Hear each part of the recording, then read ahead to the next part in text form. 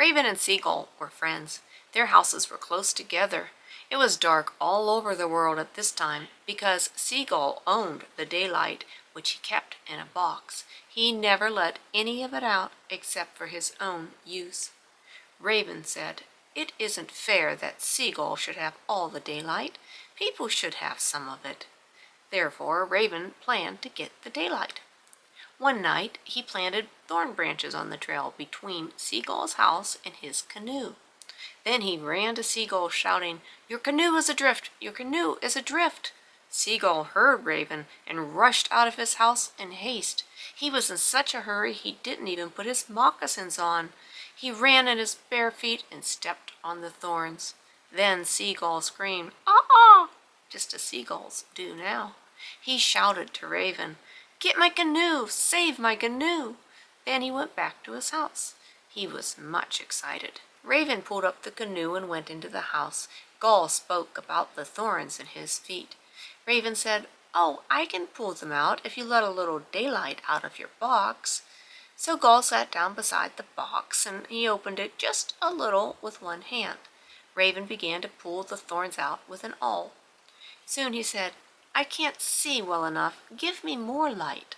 And Gull opened the box a little more. Raven pulled out all the thorns but one. He said, "This last one is hard to get out. I need more light." When Gull opened the box a little more, Raven gave his arm a push. Thus he knocked the box down and broke it. Then all the daylight rolled out and spread out all over the world. Seagull was unable to collect it again.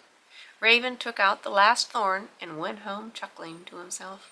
Now Raven could see very well indeed, and one day he cleaned himself nicely.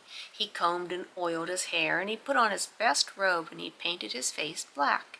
Then he sat at the top of his underground house and looked all over the world. He saw nothing. The third day he changed the paint on his face. That evening he saw signs of smoke. The fourth day Raven changed his face paint again. Now he located the smoke. It was far away to the south on the shore of the sea. Raven had 4 servants. They all at once entered a small canoe, but it was swamped. Then he tried another. Then he said to his wife, "Go to Seagull's house and tell him I need to borrow his canoe." So he started off in Seagull's canoe. Now they paddled downstream till they were very close to the house of the people who owned the fire. They planned very quietly. That night they bored a hole under where the baby board hung, and they stole the baby. Then they ran away. Now early in the morning the people missed the baby. They knew what had happened, but Raven was too far ahead. They sent out men. Sturgeon, whale, and seal searched for Raven, but they could not find him. Other men searched, but only one small fish found Raven's canoe. He tried to stop the runaways by sticking to the paddle, but after a while he gave up and went home. Now Raven had reached his own country. Then the fire people visited Raven with presents. 4 times they came. Raven refused all their gifts. Then they said, "What do you wish?" And Raven said, "Fire." Then they said, "Well, why didn't you say that before?"